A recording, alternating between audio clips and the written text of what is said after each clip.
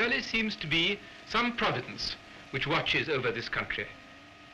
2 months ago, we were in an impossible position. It has been forced on us under circumstances extraordinarily fortunate and favorable.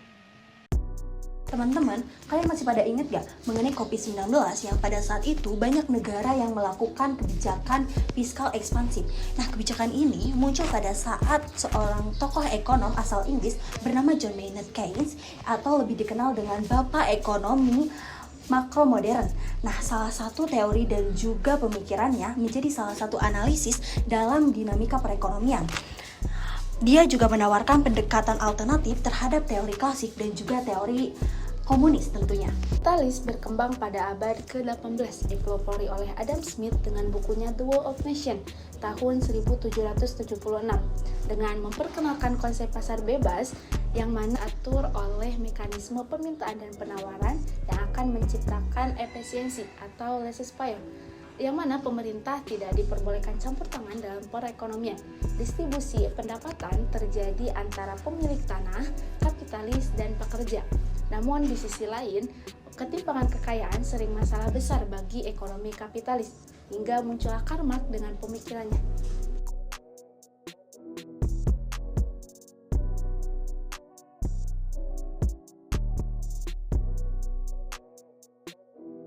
Komunis lahir sebagai reaksi terhadap masalah-masalah kapitalis. Karl Marx dan Friedrich Engels menerbitkan Manifesto Komunis tahun 1848.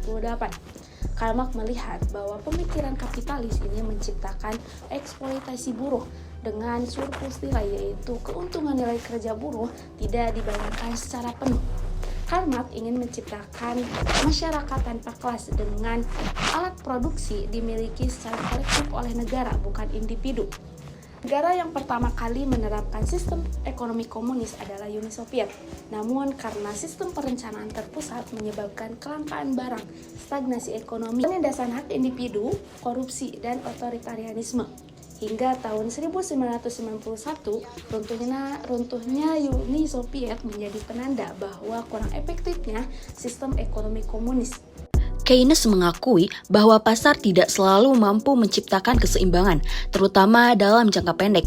Oleh sebab itu, ia mengusulkan peran aktif pemerintah dalam mengelola ekonomi, seperti melalui kebijakan fiskal dan investasi publik, untuk mendorong permintaan agregat dan mengurangi pengangguran.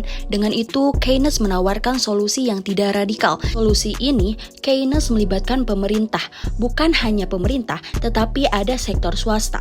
Ini menciptakan sistem yang lebih inklusif dan fleksibel dibandingkan komunisme yang sering bersifat otoriter.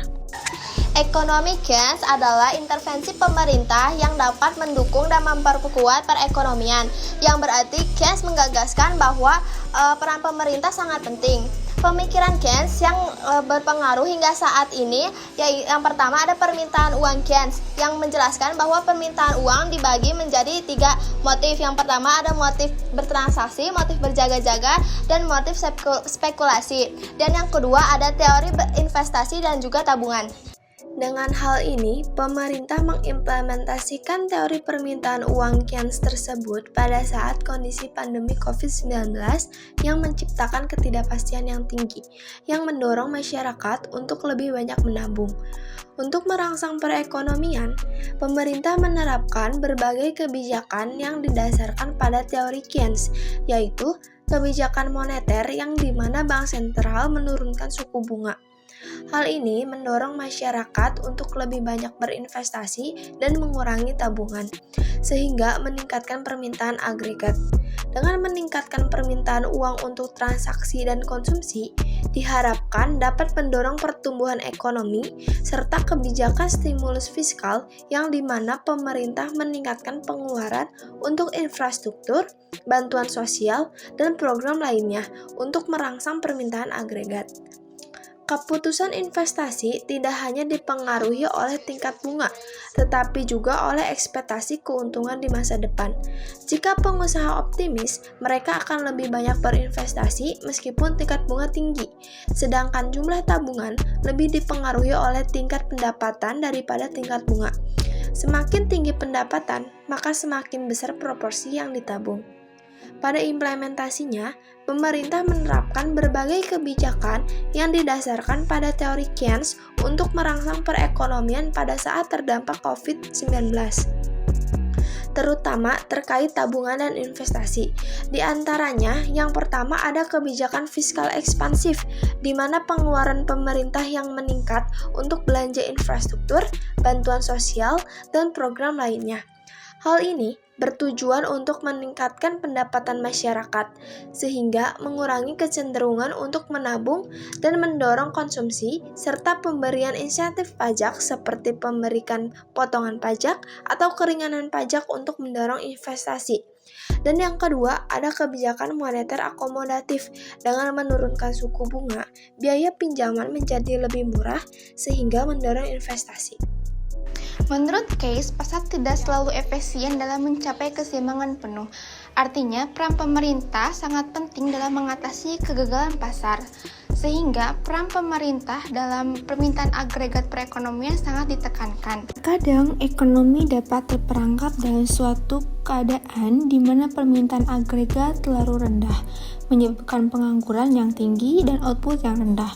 Dalam situasi seperti ini, pemerintah perlu melakukan intervensi untuk merangsang permintaan dan mengembalikan ekonomi ke jalur pertumbuhan.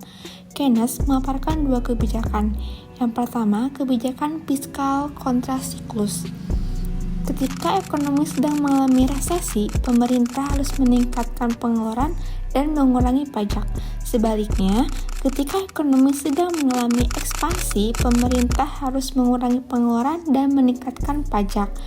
Pada implementasinya, pemerintah Indonesia seringkali melakukan belanja pemerintah untuk membangun infrastruktur seperti pembangunan jalan tol Trans Jawa dan kereta cepat Jakarta-Bandung.